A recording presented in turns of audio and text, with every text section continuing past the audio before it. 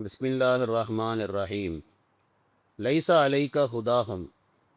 நாயகமே, அவர்களுக்கு ஹிதாயத்து கொடுப்பது உங்கள் மீது பொறுப்பல்ல. வலாக்கின்னல்லாஹ யஹ்தி மையஷா. அல்லாஹ் யாருக்கு நாடுகின்றானோ அல்லாஹ் தாலா அவர்களுக்கு ஹிதாயத்து கொடுக்கிறான். வமா துன்ஃபிகூ மின் ஹைரின். நல்லதிலே இருந்து எதை நீங்கள் செலவு செய்கிறீர்களோ ஃபலி அன்ஃபுசிக்கும், அது உங்களுக்குத்தான் நன்மை. வமா துன்ஃபிகூன இல்லப்திகா வஜிஹில்லா. அல்லாவினுடைய திருப்தியை தேடியவர்களாகவே தவிர நீங்கள் செலவு செய்யாதீர்கள். வமா துன்ஃபிகூ மின் ஹைரின். நல்லதிலே இருந்து எதை நீங்கள் செலவு செய்கின்றீர்களோ யுவஃப இலைக்கும், அதனுடைய கூலி உங்களுக்கு நிரப்பமாக கொடுக்கப்படும். வ அன்தும் லா துதுலமூன். நீங்கள் அநியாயம் இழைக்கப்பட மாட்டீர்கள். லில் ஃபுகரா இல்லதீன உஸிரு ஃபீ சபீலில்லாஹ். அல்லாவினுடைய பாதையிலே தங்களை அர்ப்பணித்து கொண்ட ஏழைகளுக்குத்தான் உங்களுடைய தர்மங்கள் உரியவையாகும். லா யஸ்ததீஊன தர்பன் ஃபில் அர்து. பூமியிலே நடமாடி எதையும் செய்வதற்கு சக்தி பெறாத நிலையிலே அல்லாஹ்வுடைய பாதையிலே தங்களை அர்ப்பணித்து கொண்ட ஏழைகளுக்கு உங்களுடைய தர்மங்கள் உரியவையாகும். யஹ்சபுஹுமுல் ஜாஹிலு அக்னியா மினத் தஅஃபுஃப். ஜாஹில்கள், அவர்களை பற்றி அறியாதவர்கள், அவர்களை எண்ணுவார்கள் செல்வந்தர்களாக. மினத் தஅஃபுஃப், அவர்களுடைய பேணுதலின் காரணத்தினாலே. தாரிஃபுஹும் பிசீமாகும், அவர்களினுடைய அடையாளங்களை கொண்டு அவர்களை நீங்கள் அறியலாம்.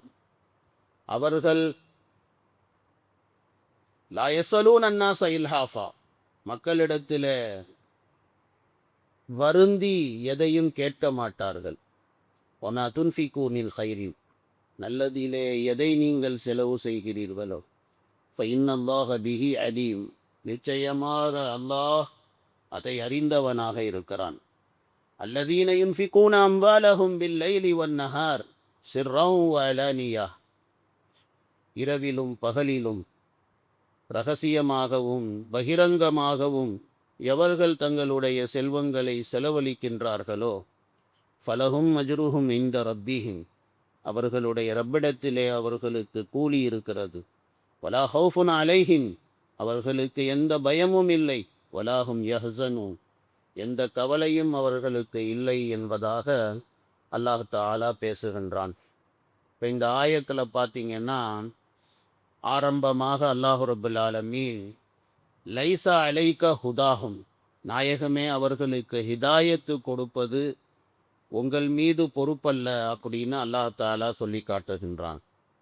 அசல்ல பார்த்தீங்கன்னா இந்த ஆயத்து எப்போ இறங்கியது, இதனுடைய சபபுன் நுசூல், இந்த ஆயத்தினுடைய பின்னணி என்ன அப்படின்னா, ஹஜ்ரத் இப்னு அப்பாஸ் ரதியல்லாஹு தஆலா அன்ஹுமா அவங்க சொல்கிறாங்க, சஹாபாக்கள் முஸ்லிம்களாக ஆன பொழுது அவங்களுடைய சொந்தக்காரவங்க, அவங்களுடைய தாய் பிள்ளைகள் இருக்கிறாங்களே, அவங்க வேறு வேறு மதங்களிலே வேறு வேறு மார்க்கத்திலே அவர்கள் இருந்தார்கள்.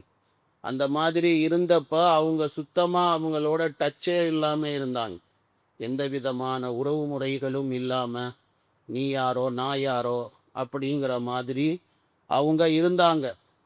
என்னன்னா முஸ்லீம் ஆயிட்டாங்க, அதனால் அவங்களோட பேசக்கூடாது, அவங்களோட பழகக்கூடாது அப்படின்னு சொல்லி அவங்க விலகி இருந்தாங்க. அப்போ அல்லாஹ் ரப்புல் ஆலமீன் இந்த ஆயத்தை அல்லாஹ் இறக்கினான். லைஸா அலைக்க ஹுதாஹும். அவர்களுக்கு ஹிதாயத்து கொடுப்பது உங்களுடைய பொறுப்பல்ல. நீங்கள் ஒன்றும் யாருக்கும் ஹிதாயத்தெல்லாம் கொடுத்துட முடியாது.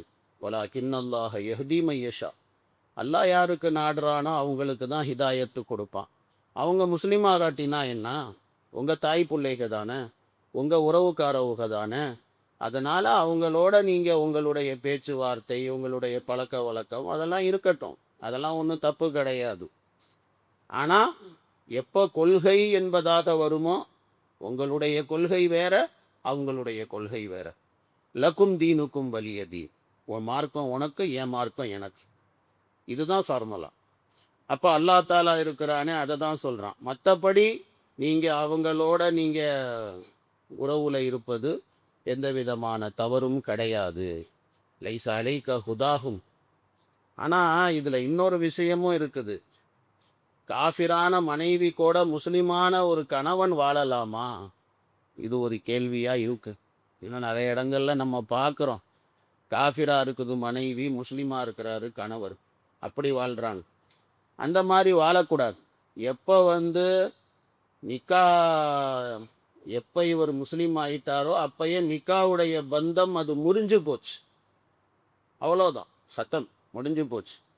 அதுக்கப்புறமேல கணவன் மனைவியா அவங்க வாழ்கிறது அப்படிங்கிறது, தாம்பத்திய வாழ்க்கை, அதெல்லாம் வந்து ஹராமான வாழ்க்கை தான் அது.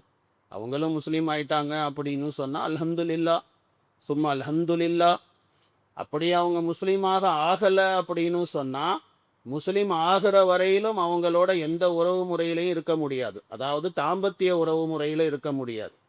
மற்றபடி மற்ற எல்லா உறவுக்காரர்களோடையும் அல்லாஹ் என்ன ஹிதாயத்து கொடுக்குறானோ அந்த ஹிதாயத்து படி நடந்து கொள்ளலாம்.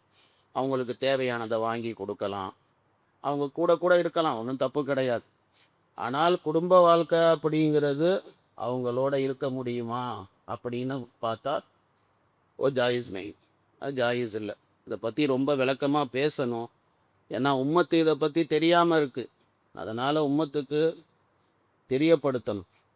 அப்போ இந்த ஒரு மசாயில் இது சும்மா நீங்கள் ரஃபாக வந்து ஞாபகம் வச்சுக்கோறோம்.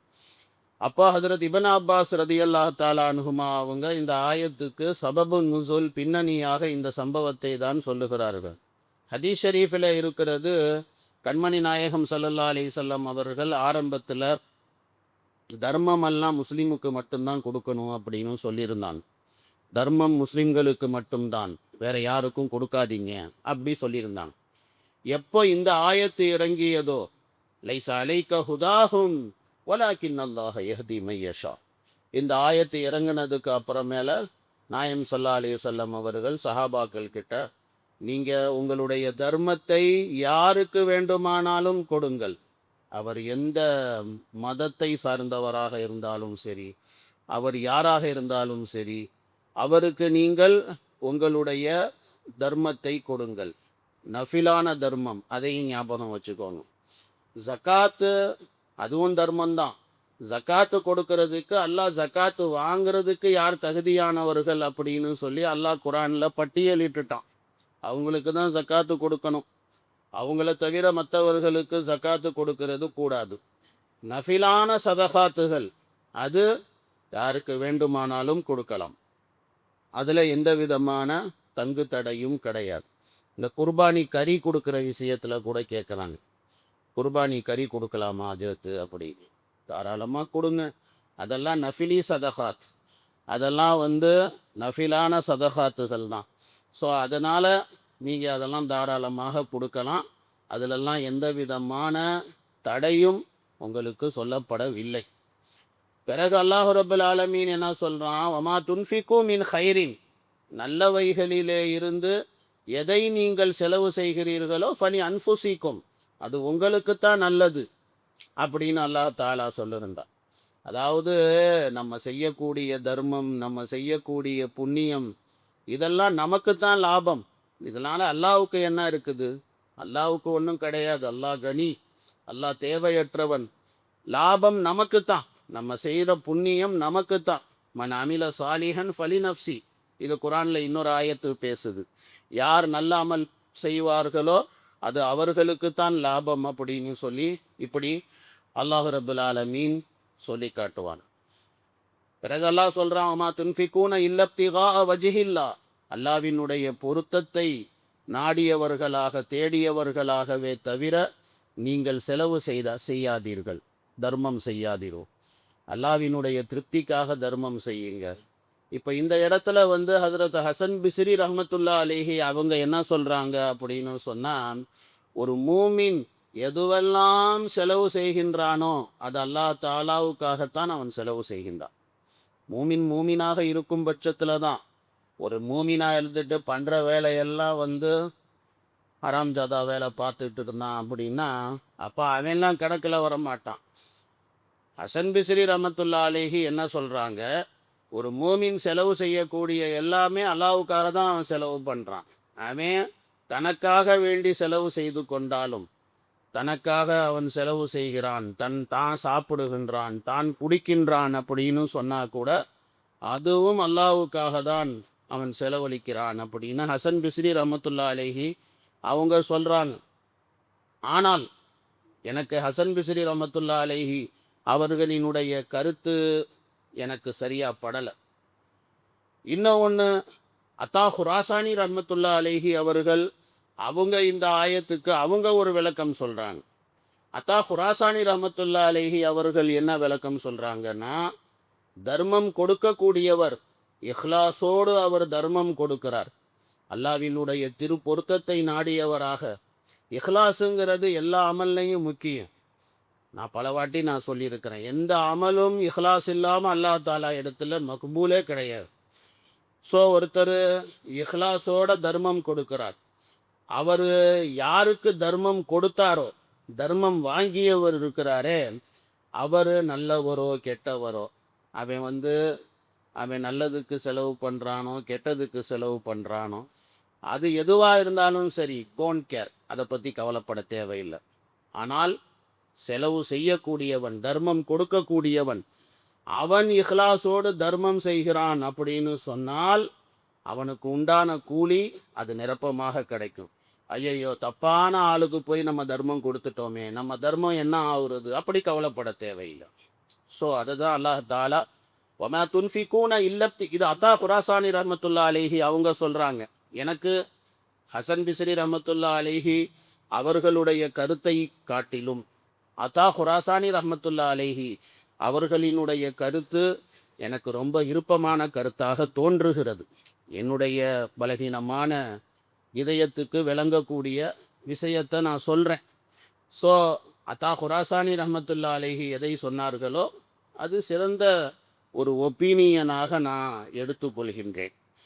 ஸோ அல்லாஹ் அதைத்தான் சொல்கிறான், ஒமா துன்ஃபிகூன இல்லப்திகா வஜ்ஹில்லா, அல்லாஹ்வினுடைய திருப்பொருத்தத்தை தேடியவர்களாகவே தவிர நீங்கள் செலவழிக்காதீர்கள், நீங்கள் தர்மம் கொடுக்காதீர்கள்.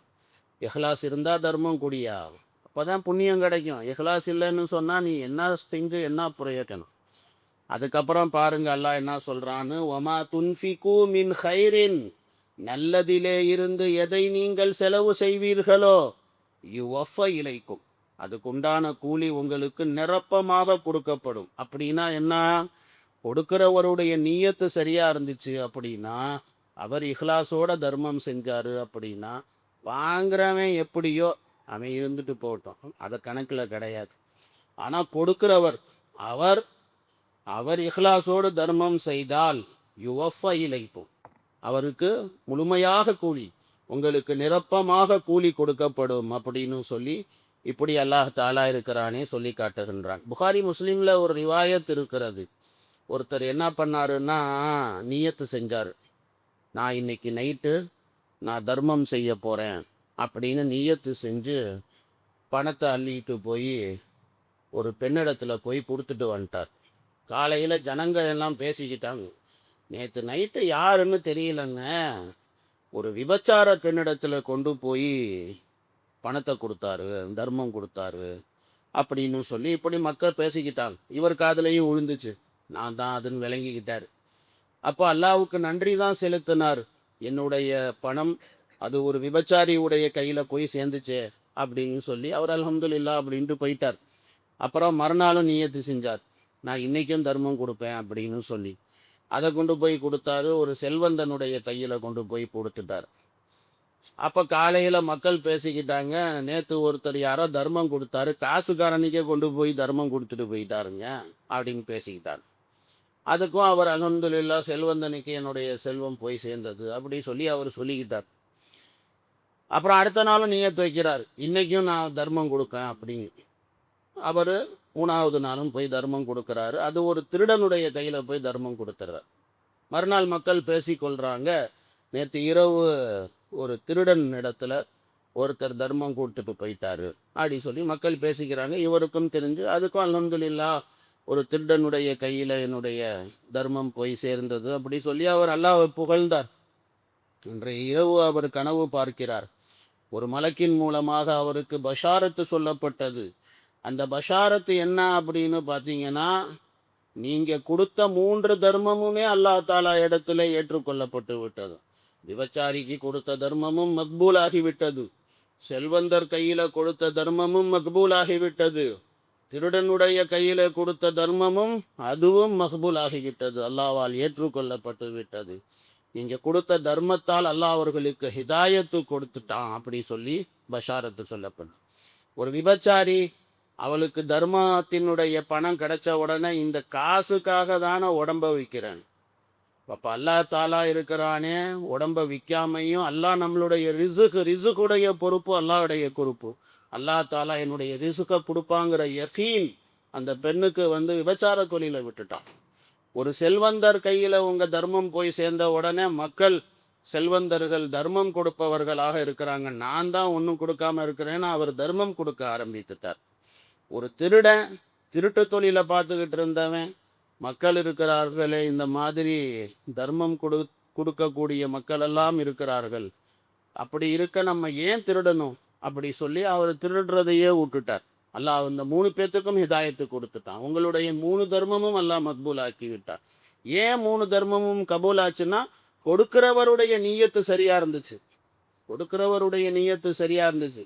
அது போய் சேர்ந்த இடம் தப்பா இருந்தாலும் அவர் கொடுக்கிறவருடைய நீயத்து அது சரியாக இருக்கிறது.